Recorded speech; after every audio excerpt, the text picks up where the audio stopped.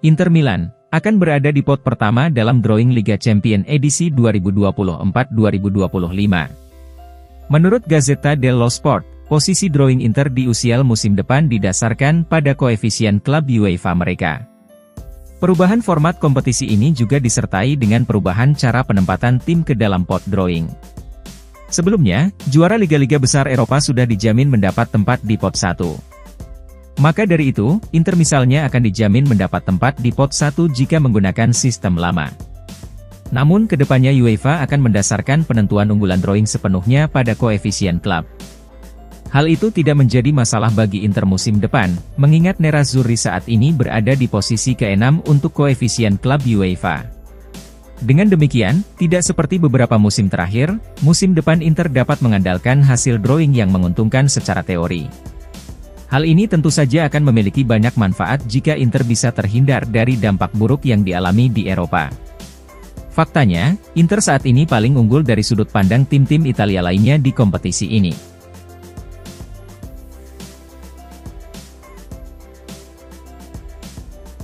Inter Milan telah terbukti mendapatkan dorongan besar secara finansial atas gelar Serie A yang mereka raih. Menurut Gazzetta dello Sport, yang menyoroti bagaimana Nerazzurri meraup pendapatan komersial dan juga melihat nilai skuad mereka meroket. Insentif utama Inter dalam memenangkan gelar Serie A tentu saja bukanlah masalah finansial. Namun tidak dapat disangkal bahwa di luar lapangan, kesehatan keuangan klub sangatlah penting.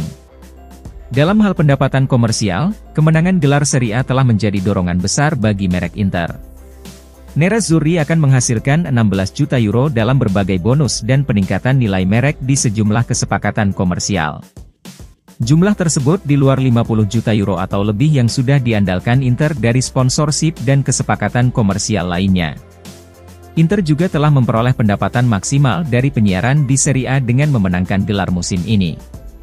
Nerazzurri akan mendatangkan 23,4 juta euro dari hak siar domestik, dan 10 juta euro dari hak siar UEFA. Selain itu, nilai skuad Inter juga meningkat signifikan karena penampilan banyak pemain kunci sepanjang musim. Laporan mencatat bahwa Kapten Lautaro Martinez kini bernilai tidak kurang dari 120 juta euro. Sedangkan Nicolo Barella maupun Marcus Thuram memiliki nilai 85 juta euro.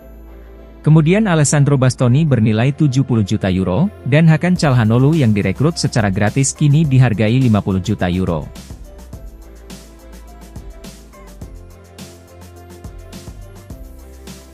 Inter Milan akan melanjutkan sejumlah perpanjangan kontrak penting pada pertengahan bulan Mei, dengan prioritas paling dekat adalah Denzel Dumfries.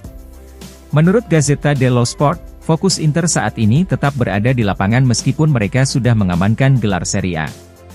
Namun menjelang akhir musim, Inter akan siap untuk meningkatkan negosiasi terkait kontrak beberapa pemain kunci. Gazzetta melaporkan bahwa pembicaraan akan dilanjutkan pada pertengahan bulan ini. Pemain seperti Lautaro dan Nicolo Barella saat ini masih terikat kontrak hingga 2026, dan Inter bertekad untuk memberi keduanya kontrak baru jangka panjang. Akan tetapi ini bukanlah negosiasi yang paling mendesak dari sudut pandang Inter. Sebaliknya, prioritas klub adalah mengenai kontrak Denzel Dumfries yang akan berakhir pada bulan Juni tahun depan. Oleh karena itu, Inter mewaspadai kemungkinan Dumfries memasuki tahun terakhir kontraknya, yang berpotensi bisa kehilangan sang pemain dengan status bebas transfer. Negosiasi yang menentukan harus segera dilakukan agar Inter bisa mendapatkan kejelasan mengenai situasi saat bursa transfer musim panas dimulai. Laporan mencatat bahwa pembicaraan yang krusial akan dilakukan pada pertengahan bulan ini.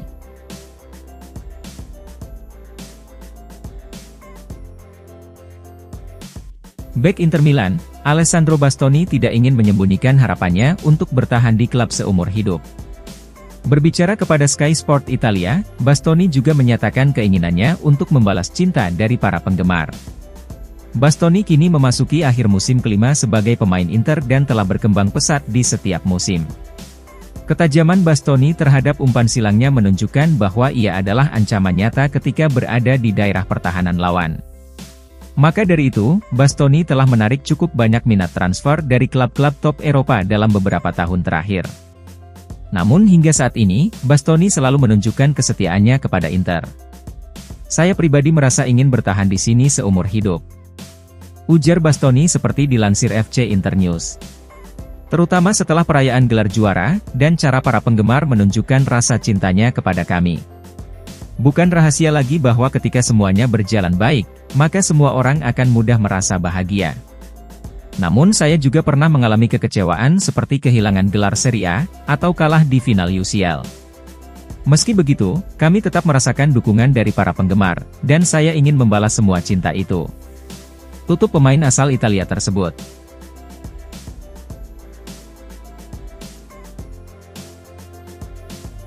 Inter Milan, dikabarkan mulai mundur dalam perburuan Joshua Zirkzee dan mengalihkan fokus mereka ke target lain.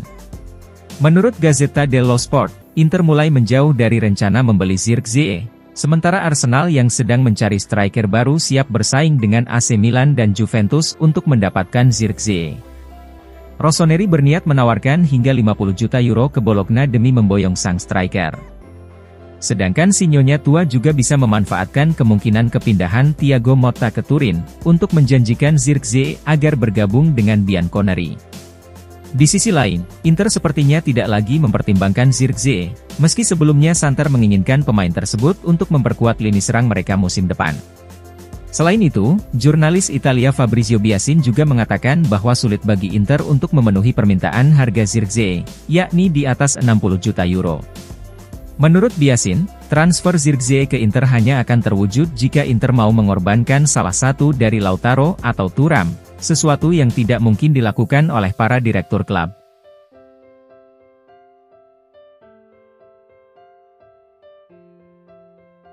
Inter Milan, siap merekrut Bento Matheus setelah merampungkan penjualan 4 pemain yang tidak dibutuhkan. Seperti dilansir FC Internews, yang menyebut Gaetano Oristanio, Martin Satriano, Mattia Zanotti dan Zinho van Heusden sebagai pemain yang kepergiannya dapat membiayai perekrutan Bento. Laporan menunjukkan bahwa Bento adalah target prioritas Inter, dan kini manajemen klub tampaknya sudah memutuskan untuk melakukan segalanya demi mendatangkan sang kiper. Bento adalah pemain yang diyakini Inter sebagai kandidat ideal untuk menjadi kiper utama mereka dalam jangka panjang. Laporan menjelaskan bahwa Inter ingin merekrut Bento dalam beberapa minggu mendatang. Nerazzurri menganggap penandatanganan Bento dengan lebih cepat adalah hal yang penting, mengingat persaingan dari Premier League kini semakin meningkat. Laporan mencatat, Inter berharap dapat memenuhi harga Bento dengan dana yang dihasilkan dari penjualan beberapa pemain yang saat ini masih dipinjamkan. Gelandang serang Oristanio saat ini berada di Cagliari, Satriano berada di Brest, serta Zanotti dipinjamkan ke Liga Swiss dan Van Heusden kembali ke Standard League.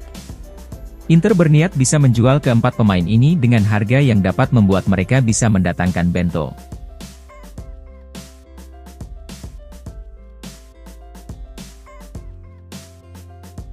Mantan pemain Inter Milan, Mario Balotelli merasa bahwa Nerazzurri masih terlalu kuat bagi AC Milan pada musim ini.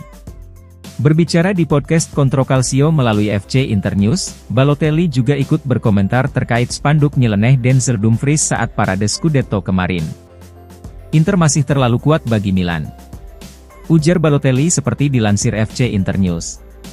Nerazzurri tidak memenangkan gelar dengan seseorang yang mampu mencetak 50 gol sendirian, melainkan dengan gaya permainan tim yang solid. Simone Inzaghi jelas merupakan faktor besar, tetapi juga para pemain Inter berada pada level yang berbeda dari para pemain AC Milan. Kemudian mengenai Dumfries, saya pikir spanduknya sangat brilian, dan itu adalah bagian dari keindahan sepak bola. Jika saya jadi Theo Hernandez, saya pasti kesal, namun itu bagian dari sepak bola. Seandainya Milan yang memenangkan gelar, maka kemungkinan Theo juga akan melakukan hal yang sama. Saya pikir batasan untuk hal seperti ini ada pada ras dan agama. Kemudian saya harus mengatakan bahwa Hakan Calhanoglu adalah pria sejati. Jika saya berada di posisinya maka saya tidak tahu apa yang akan saya lakukan. Tutup Mario Balotelli.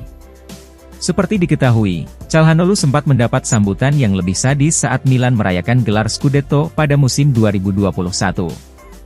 Namun musim ini saat Inter merayakan Scudetto, gelandang asal Turki itu sama sekali tidak melakukan hal serupa.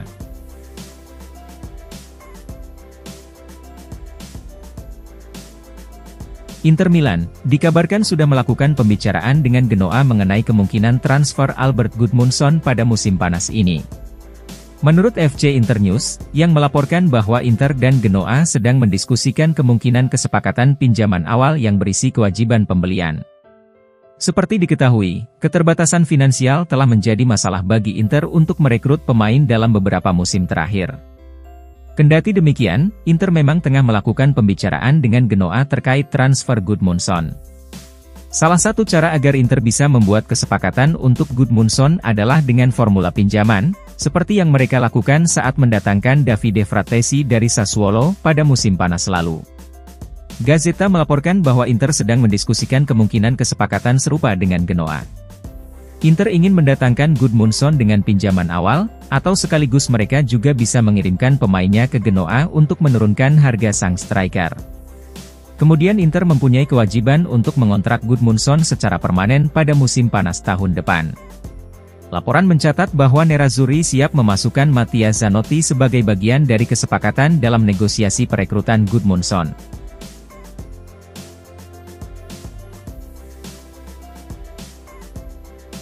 Klub raksasa Argentina, River Plate telah melakukan kontak awal untuk mencoba mengontrak Alexis Sanchez di musim panas ini.